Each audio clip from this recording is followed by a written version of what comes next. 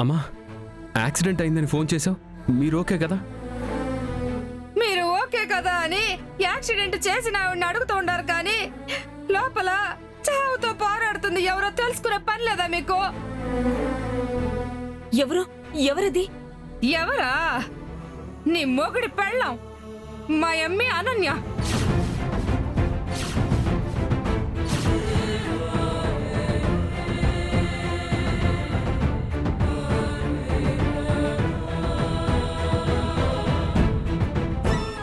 అయ్యో అయ్యో అమ్మే, అయ్యో. పెద్దమ్మా, ఈవిడ చెప్తోంది. అవునా?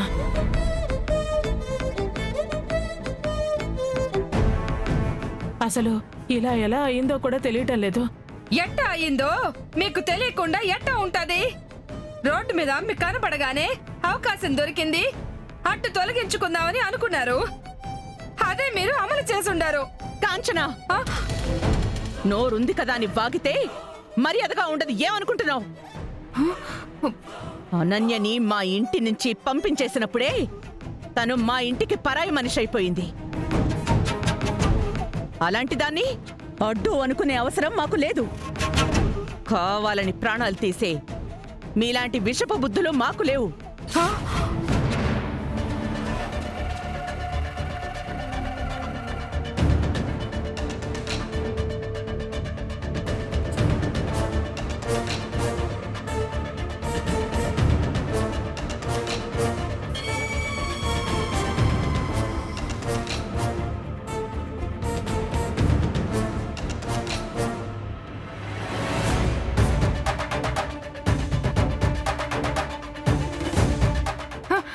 డాక్టర్ గారు, డాక్టర్, తనకిప్పుడు ఎలా ఉంది? కొంచెంలో ప్రాణగండం తప్పింది.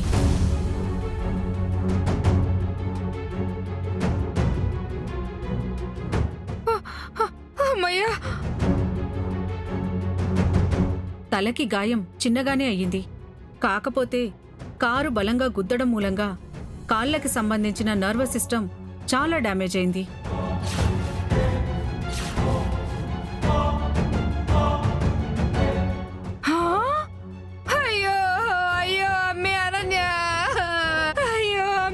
అలాగే కాళ్ళలో ఎముకలు క్రాక్ వచ్చాయి.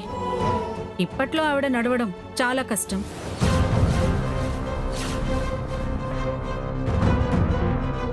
అయ్యో భగవంతుడా, నా ఏమి ఇంకా బతకద్దా? కాళ్ళు పని చేయకుండానే బతకాలా? కాళ్ళుంటేనే అంతంత మాత్రం జీవితం బతుకుతా ఉండవు. ఇప్పుడు కాళ్ళు లేని పిల్లకి జీవితం ఎట్టా ఉంటుందో ఏంటో దేవుడా. ఇంకా నేను ఊరుకోను. నయమకి గతి పట్టించిన మిమ్మల్ని ఇడిచిపెట్టను. ఇప్పుడే పోయి పోలీస్ స్టేషన్ లో మా అమ్మని చంపబోయినారని కంప్లైంట్ ఇస్తాను.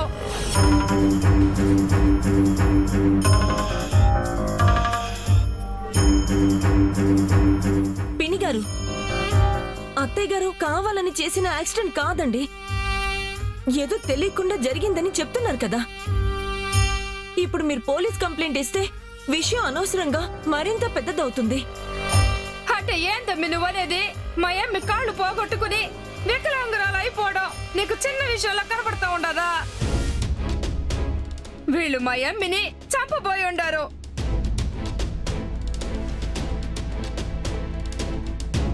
మా అమ్మిని ఇంటి నుంచి బయట గెంటేసిందే నీకోసం. అట్ట గెంటేసినా కూడా మీ గుండె మంట చల్లారలేదు. ఏనాటికైనా మా అమ్మిని కాపురానికి అడ్డని అనుకునుండారు మీరంతా. అందుకే ఇట్ట యాక్సిడెంట్ చేసి అమ్మిని చంపాలని చూసుండారు. కాంచనా, దేవుడి మీద నా కుటుంబం మీద ఒట్టేసి చెప్తున్నాను, నేను కావాలని ఇలా చేయలేదు. నా మాట నమ్ము కాంచనా. ఎందుకు నమ్మాలి? నాకేం అవసరమో? ఇప్పుడు మా అమ్మకి న్యాయం జరగాలంటే నేను పోయి పోలీస్ స్టేషన్ లో కంప్లైంట్ ఇవ్వాల్సిందే. పెద్దమ్మా, దయచేసి ఇలాంటి తొందరపాటు నిర్ణయాలు తీసుకోవద్దు. అక్కకి శాశ్వతంగా కాళ్ళు రావు అని డాక్టర్ గారు చెప్పలేదు కదా. ఎంత ఖర్చు అయినా భరించి మేమే తనకి ట్రీట్మెంట్ చేపిస్తాం. ఖర్చులకి ఎంత కావాలో అడగండి, అవి మీకు అరేంజ్ చేస్తాం. మీరు డబ్బిచ్చినంత మాత్రాన సరిపోతుందా? ఇప్పటికే మీ దయ వల్ల మావి రోడ్డెంబడి బతుకులు అయిపోయి ఉన్నాయి. ఇప్పుడు కాళ్ళు లేని దాన్ని తీసుకుపోయి నేను ఏ చెట్టు కింద బతకాలా? మాకెందుకు ఆ జీవితము? అందుకే పోయి పోలీసుల్ని, కోర్టులో జడ్జిని న్యాయం చేయమని అడుగుతాను.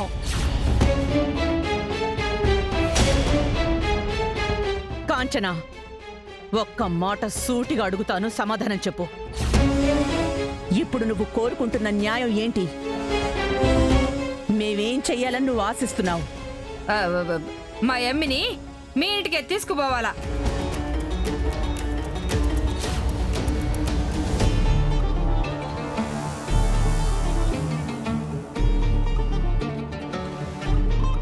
పోయిన కాళ్ళు తిరిగి బాగుపడే వరకు అనన్యం చూసుకునే బాధ్యత మీ అందరిది. అట్ట అయితేనే నేను ఆగుతాను. లేదంటే ఇప్పుడే పోయి మీ కుటుంబం మీద కంప్లైంట్ ఇచ్చి కోర్టుకు లాగుతాను. అత్తయ్య గారు, ఆవిడ అడిగిన దానికి సరే అని చెప్పండి. లేదంటే అన్నంత పని చేసేలా ఉంది.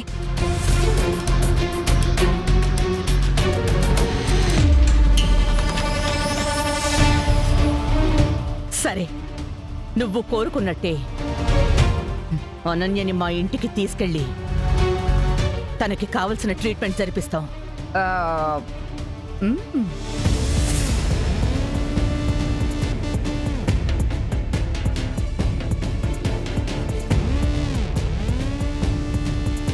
కాలు బాగయ్యే వరకు అనన్య, నువ్వు మా ఇంట్లోనే ఉండండి.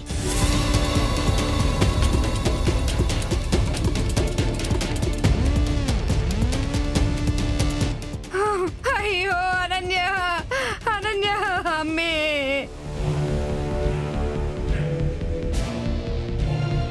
అమ్మే అనన్య, అయ్యో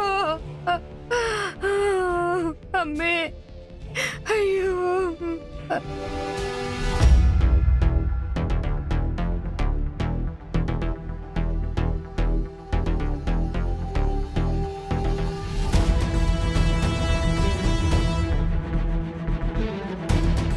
అయ్యో అమ్మే, అయ్యో.